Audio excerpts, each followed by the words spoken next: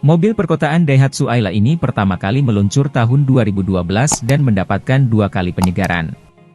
Ubahan terakhir diberikan pada 19 Maret 2020 bagi mobil hatchback segmen A milik Daihatsu ini.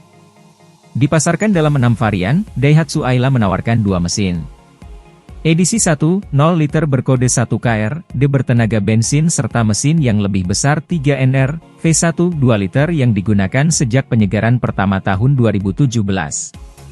Memasuki tahun 2020, Daihatsu Ayla kembali bersolek dengan beberapa penyegaran di segi interior, eksterior, dan juga berbagai fitur baru yang membuatnya semakin modern dan diminati millennials. Daihatsu Ayla menjadi model ketiga yang dikembangkan dari kerja sama Daihatsu dan Toyota setelah Toyota Avanza, Daihatsu Xenia dan Toyota Rush, Daihatsu Terios. Berada di kelas hatchback, Daihatsu Ayla bisa dibilang cukup terjangkau karena masuk ke model low-cost green car, LCGC. Harga mobil Daihatsu Ayla 2020 sendiri dimulai dari 103 jutaan rupiah untuk Daihatsu Ayla 1, 0 liter DMT sebagai varian entry level dan 161 jutaan rupiah untuk Daihatsu Ayla 1, 2 liter R8 DLX yang menjadi varian tertinggi.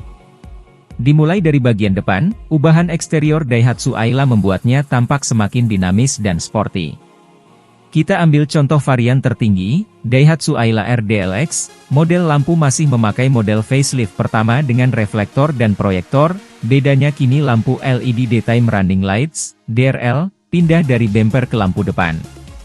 Garis krom yang membagi upper grille menjadi 2 juga dipertahankan, desain upper grille juga disegarkan dengan finishing black gloss yang terinspirasi dari Daihatsu Ayla Turbo.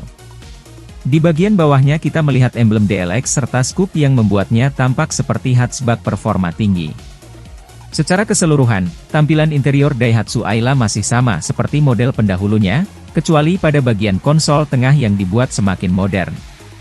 Anda akan menemukan pengontrol AC digital, head unit yang dipakai juga sudah layar sentuh dan mendukung berbagai koneksi smartphone seperti Bluetooth dan AUX, dan juga steering audio switch untuk varian R.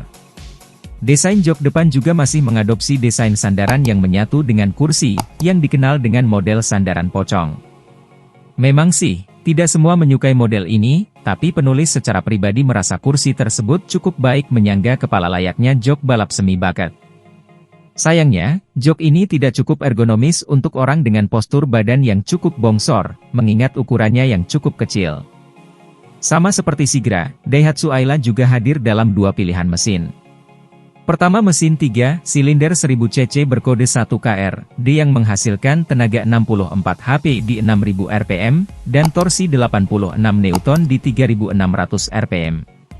Kami sarankan untuk mengambil varian 1200 cc yang lebih bertenaga, mesin 3NR, V-Dual VVTi yang dipakai menghasilkan tenaga 87 HP di 6000 rpm, dan torsi puncak 108 Newton di 4200 rpm.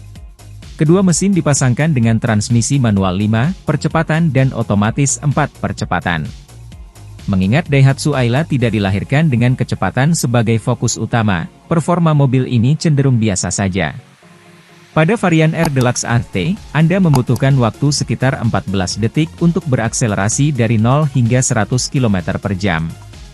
Wajar saja, mobil ini lebih mementingkan efisiensi bahan bakar sebagai poin utama. Lalu bagaimana konsumsi bahan bakarnya?